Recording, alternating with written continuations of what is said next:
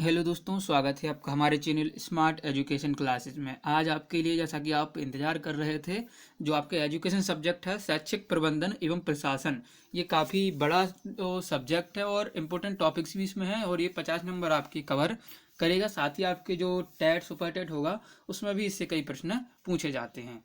तो ये देखिए, आज का जो टॉपिक रहेगा आपका भौतिक संसाधनों का प्रबंधन। तो देखिए, काफ़ी ये लंबा विषय है, इसमें जो जानकारी है बहुत ज़्यादा है, तो इसको हम कितने दो भागों में विभक्त करके पढ़ेंगे। आज ये चौथा वीडियो है और इसका जो दूसरा पार्ट है वो 5वें वीडियो में आपको कल उपलब्ध कराया जाएगा। तो अगर आप चैनल पर नए हैं तो चैनल को सब्सक्राइब कर लें और बेल आइकन को प्रेस कर दें, जिससे आपको आने वाले वीडियोज़ का नोटिफिकेशन मिलते रहेंगे। तो चलिए देर न करते हुए वीडियो को शुरू करते हैं। वीडियो अच्छा लगे तो लाइक करें और ज़्यादा से ज़्यादा शेयर करिएगा।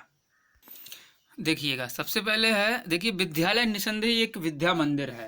विद्यालय का है एक विद्या का मंदिर होता है, अतः हमें ऐसा वातावरण चाहिए जिसमें छात्रों तथा शिक्षकों की शारीरिक तथा मानसिक शक्ति पूरी तरह कार्य कर सके। विद्यालय का भवन तथा कक्षा के कमरे सुरम्य तथा एवं मनोहारी होने चाहिए, जो छात्रों को सहसा अपनी और आकर्षित कर सके। यानी कि विद्यालय ऐसा होना चाहिए जहाँ पर अध्यापक और छात्र दोनों ही अपनी मानसिक और शारीरिक जो शक्तियां हैं उनका पूर्ण रूप से प्रयोग कर सकें और जो है विद्यालय छात्रों को अपनी ओर आकर्षित करे। स्वास्थ्यवर्धक वातावरण का महत्व इस बात से स्पष्ट होता है कि छात्र अपने समय का अधिक भाग विद्यालय में ही व्यतीत करते हैं। ऐसा देखिए इसलिए कहा गया है क्योंकि जो विद्यार्थी होते हैं वो अपना अत्यधिक समय कहाँ पर व्यतीत करते हैं? विद्यालय में ही व्यतीत करते हैं। विद्यालय में भौतिक संसाधनों के प्रमुख अंग निम्नलिखित हैं, जिसका सूक्ष्म वर्णन यहाँ पर किया गया है। जो भौतिक संसाधन है वो क्या होते हैं, पहले उनको देखेंगे। चलिए देखिए, 10 जो भौतिक संसाधन है उनके बारे में हम पढ़ेंगे। सर्वप्रथम पढ़ेंगे विद्यालय भवन कैसा होना चाहिए, क्या सुविधाएं होनी चाहिए। बेसिक बातें तो आप जानते हैं, लेकिन जो आपके लिए थोड़ा बहुत जानकारी लेना आवश्यक है वो हमने इसमें इंक्लूड किया है। देखिए, विद्यालय छात्रावास भवन यानी कि जो हॉस्टल्स होते हैं आपके, उनके बारे में जानना है।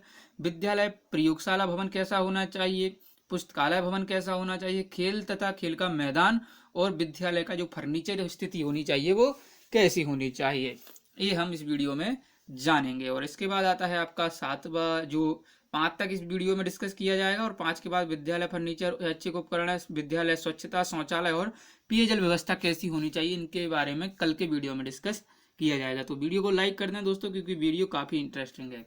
सबसे पहले विद्यालय भवन यानी कि स्कूल की जो बिल्डिंग है वो कैसी होनी चाहिए।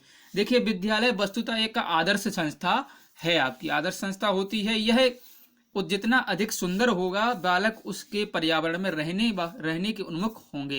यानी कि विद्यालय भवन जो आपका जितना सुंदर होगा, बालक उतना उसकी ओर आकर्षित तो होंगे। एक अच्छे विद्यालय भवन की आवश्यकताएं निम्नलिखित भागों में बांटी जा सकती हैं। जो एक बेहतर विद्यालय हो उसमें क्या क्या होना चाहिए। सबसे पहले होना चाहिए आपका विद्यालय के लिए पर्याप्त स्थान का होना। तो देखिए, विद्यालय के पर्याप्त स्थान होना चाहिए। ऐसा नहीं कि जैसे आपने एक घर जैसे यानी कि कॉलोनी टाइप की बना दी है, तो ऐसा नहीं। विद्यालय में सब कुछ, खेलने के मैदान के साथ साथ यानी कि सब कुछ होना चाहिए। मतलब पर्याप्त स्थान होना चाहिए, बालक घूम सकें फिर सकें, प्रार्थना स्थल होना चाहिए, व्यायाम के लिए होना चाहिए और कमरे भी उचित रूप से बने होने चाहिए। स्थान का स्वास्थ्यवर्धक वातावरण में होना, यानी कि देखिए, स्थान ऐसा नहीं कि कहीं बगल में पता चले कोई इंडस्ट्री लगी है, शोर शराबा अधिक है, तो ऐसा नहीं होना चाहिए। विद्यालय होना चाहिए कैसा, दूर होना चाहिए। मतलब सड़क है अगर तो उससे दूर होना चाहिए कि शोर शराबा ना हो। स्वास्थ्यवर्धक, अत्यधिक वहां पर क्या हो, पेड़ पौधे वगैरह यानी कि प्रकृति से जुड़ा हुआ होना चाहिए। वैज्ञानिक ढंग से बनावट, वैज्ञानिक ढंग से बनावट क्या, कि मान लीजिए ये सड़क गई है यहाँ पर, ठीक है ना, तो विद्यालय कुछ इस प्रकार से बनना चाहिए। या तो आप बना सकते हैं ई आकार में, ठीक है ना। इस आकार में विद्यालय ज्यादातर बनाए जाते हैं, जिससे क्या होता है कि यहाँ पर आप देख सकते हैं, यहाँ से खड़े होकर अपनी पूरी बिल्डिंग पर नजर कर सकते हैं। सामर्थ्य एवं उपयोगिता, देखिए विद्यालय के लिए, देखिए जो भी कमरे बनाए जा रहे हैं, जो भी आपका मान लीजिए छत बना है, कुछ भी बना है, तो क्या उसकी उपयोगिता होनी चाहिए। ऐसा नहीं कि विद्यालय में बना दिया गया और अनावश्यक रूप से वो खाली पड़ा है।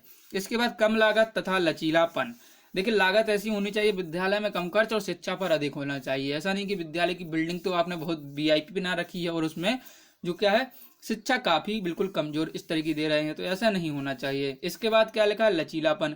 लचीलापन यानी कि बिल्डिंग ऐसी होनी चाहिए कि आप उसे कभी भी मतलब अपने हिसाब से एडजस्ट कर सकें। विद्यालय क्षेत्र की सुरक्षा काफी महत्वपूर्ण है कि मान लीजिए छोटे छोटे बालक आ रहे हैं तो उनकी सुरक्षा का भी ध्यान रखना आवश्यक है। तो विद्यालय का जो क्षेत्र है यानी कि बाउंड्री होनी चाहिए, उसमें आप एक जो गार्ड लगा होता है मेन गेट पर, ऐसे ही जो सुविधाएं हैं वो बेसिकली होनी चाहिए। इसके बाद है आपका विद्यालय भवन को दुर्घटनाओं से बचाना। देखिए वही बात कही गई, दुर्घटनाओं से बचाना। अगर मान लीजिए सड़क निकली भी है तो उसके आगे आप सड़क को सिंबल लगाइए कि यहाँ पर विद्यालय है, और जब बालकों की जो छुट्टी होती है तो उस समय कुछ ऐसी व्यवस्था करें कि जो दुर्घटनाएं ना हो सकें। विद्यालय की सजावट यानी कि साफ सफाई और सजावट समय समय पर करते रहना चाहिए। इसके बाद आता है विद्यालय छात्रावास भवन। विद्यालय छात्रावास भवन कैसा होना चाहिए? छात्रावास कितने विद्यार्थियों के लिए हो जिसमें उनके रहन सहन में कठिनाई ना हो। देखिए हॉस्टल ऐसा होना चाहिए छात्रावास कि जिसमें क्या हो कि पर्याप्त स्थान रहे। पता नहीं, ऐसा नहीं कि जो जनरल आपके डिब्बे होते हैं रेलगाड़ी में, अगर आपने जब कभी सफर किए हैं जनरल में, तो उस जैसा नहीं होना चाहिए कि बिल्कुल भर दिए गए हैं। पर्याप्त स्थान होना चाहिए, सब कुछ सुविधाएं हों। छात्रावास के साथ भोजनालय की व्यवस्था हो। देखिए भोजन की व्यवस्था भी होना चाहिए, और भोजन कैसा?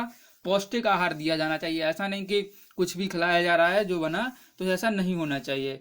छात्रावास भवन विद्यालय भवन से दूर ना हो, यानी कि ऐसा नहीं होना चाहिए कि विद्यालय कहीं पर है और आपका छात्रावास कहीं पर है, तो इसमें क्या होता है बालकों के खोने का कुछ भी इसमें डर बना रहता है। छात्रावास के आसपास का पर्यावरण स्वच्छ हो, यानी कि जो वातावरण है वो कैसा होना चाहिए? स्वच्छ होना चाहिए। छात्रावास में आंतरिक खेलों की समुचित व्यवस्था हो। छात्रावास में क्या होना चाहिए? जो अंदर ही यानी कि खेल का मैदान होना चाहिए, वहां पर समुचित व्यवस्था होनी चाहिए, यानी कि सभी कुछ सामान वगैरह छात्रों को मिल सके। इससे क्या है वो बाहर नहीं जाएंगे। इसके बाद आता है कि छात्रों के अनुरूप सांस्कृतिक कार्यक्रम आयोजित करना चाहिए। जो छात्रों के अनुरूप क्या करना चाहिए आपके लिए? कार्यक्रम, जो सांस्कृतिक कार्यक्रम होते हैं उनको आयोजित करें। यह ध्यान रहे, जैसे कि मान लीजिए रात हो गई है तो आप अंताक्षरी प्रतियोगिता कुछ भी ऐसा करा सकते हैं जिससे उनका जो संज्ञानात्मक विकास है वो डेवलप हो। यह ध्यान रहे कि छात्र घर से दूर हैं तथा विद्यालय के संरक्षण में है, अतः वार्डन का व्यवहार स्नेहयुक्त, सहयोगपूर्ण एवं अभिभावक तुल्य हो, जिससे उन्हें घर का अभाव महसूस ना हो। देखिए वार्डन, जो आपका हॉस्टल का वार्डन होता है, उसकी काफी महत्वपूर्ण भूमिका होती है। तो उसका जो व्यवहार है वो क्या स्नेहयुक्त होना चाहिए, सहयोगपूर्ण होना चाहिए, अभिभावक तुल्य होना चाहिए, जिससे क्या होना है कि घर में और हॉस्टल में ज्यादा फर्क अंतर ना लगे।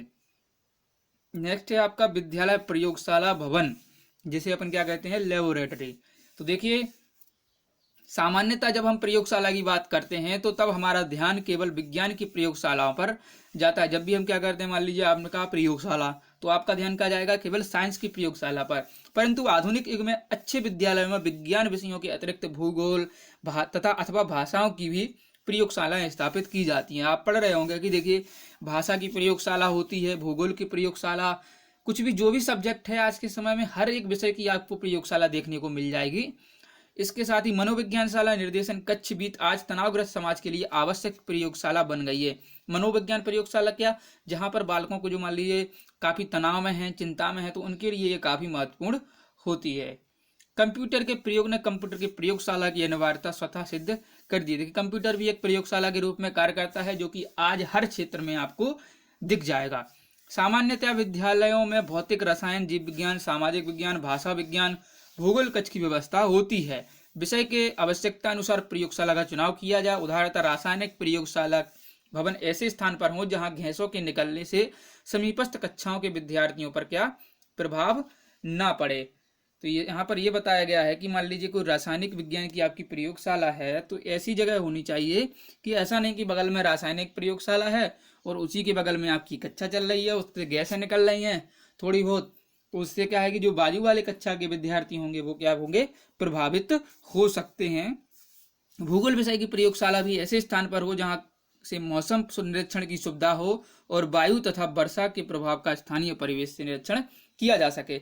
मान लीजिए भूगोल की प्रयोगशाला रखनी है तो खुले मैदान, मतलब ऐसा होना चाहिए कि जहाँ से जो बच्चे हैं वो प्रकृति से कनेक्ट हो सके। ये नहीं आपने मेन इंडस्ट्रियल मतलब ऐसी जगह रख लिया है कि उनको प्रकृति को अगर देखना है, भूमि को परखना है, तो पता चले कि 2 किलोमीटर दूर जाना है, तो ऐसा नहीं होना चाहिए।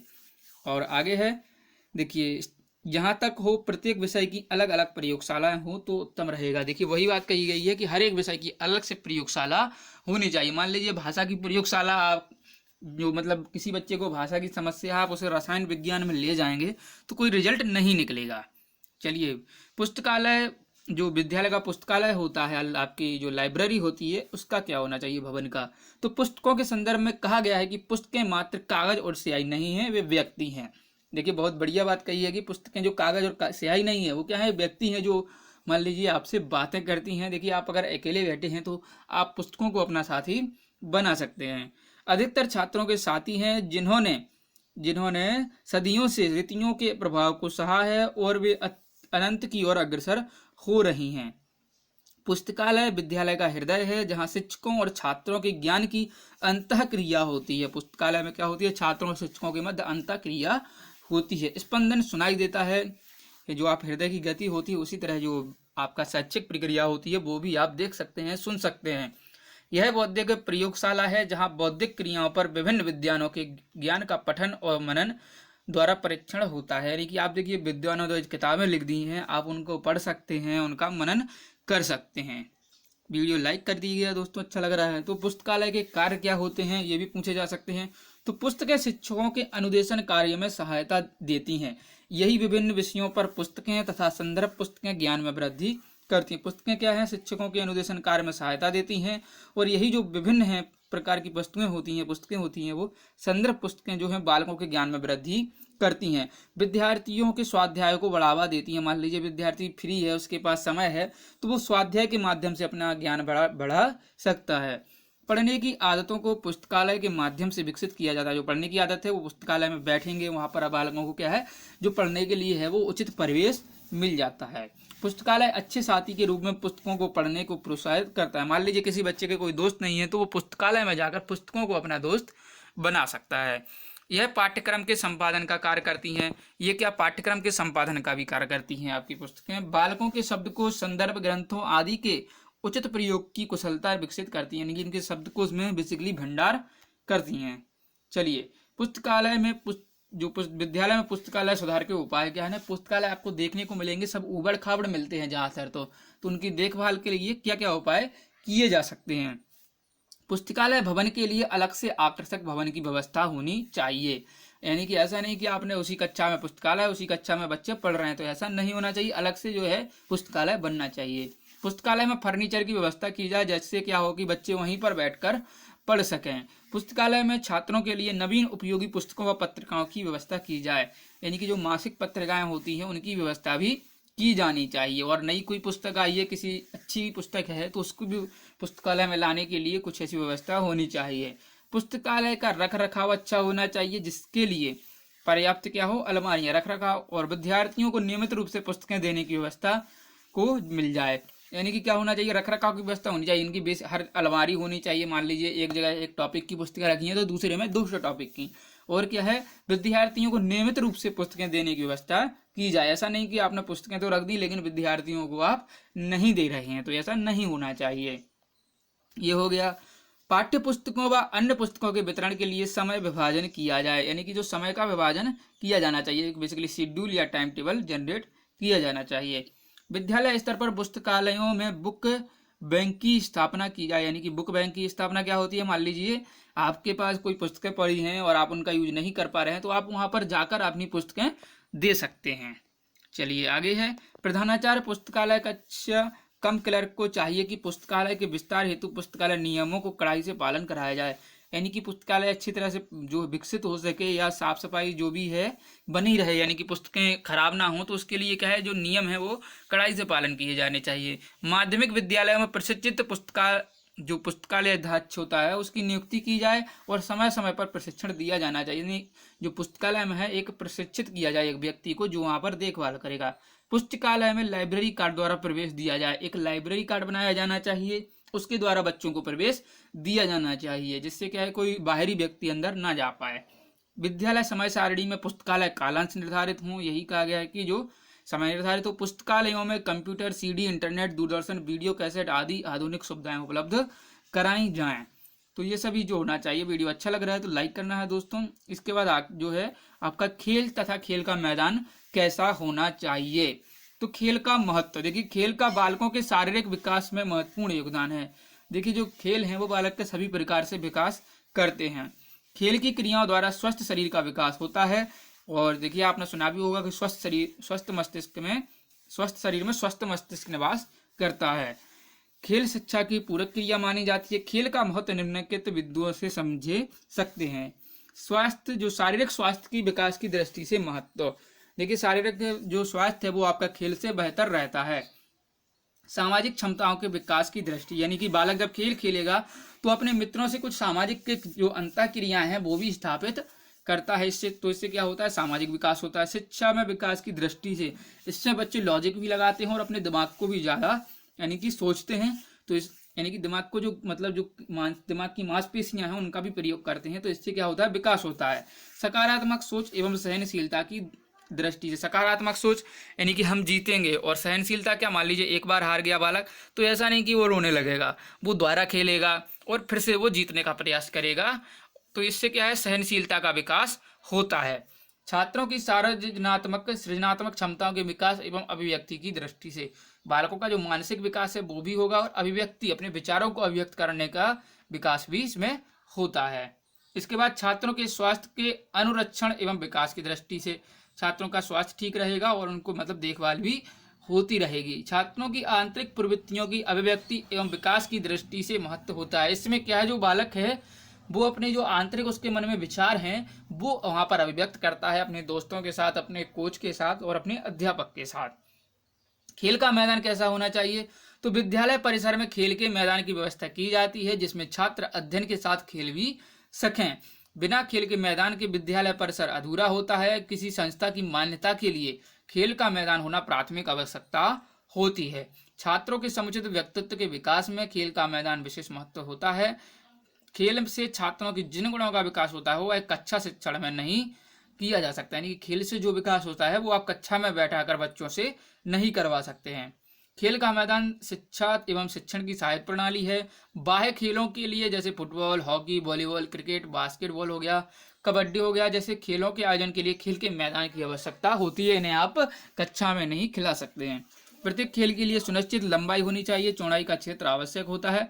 इसलिए ऐसे खेल के मैदान की आवश्यकता होती है जिसमें अधिकतम खेलों का आयोजन किया जा सके, मतलब ऐसा मैदान होना चाहिए जिसमें सभी खेल खेले जा सकें। वीडियो अच्छा लगा है तो दोस्तों वीडियो लाइक कर दीजिएगा, और देखिए इसका जो सेकंड पार्ट है वो आपको कल मिल जाएगा। तो अगर वीडियो अच्छा लगा है तो शेयर करें और ज़्यादा से ज़्यादा लाइक करिएगा। चैनल को सब्सक्राइब नहीं किया तो सब्सक्राइब कर लें। मिलते हैं अगले वीडियो में। धन्यवाद दोस्तों। जय हिंद, जय भारत।